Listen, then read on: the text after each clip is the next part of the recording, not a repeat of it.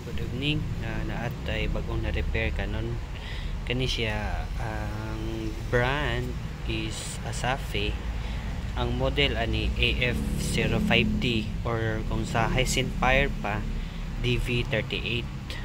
Ang issue ani, ang sulti ni customer, inagbutang niya sa battery. Musiga siya og 5 seconds din mamatay.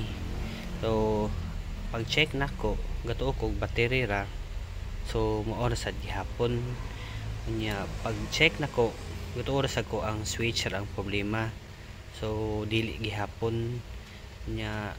Pag check nako ning 8 pin SMD switching IC, mao din ang problema, nag-fluctuate or irregular na ang voltage nga ipagawas niya unya. Ang problema nako ani, wala siya part number bisag sa ilawom unya. Naka-decide na lang ko nga pulihan na siya og bag-o nga board kani siya.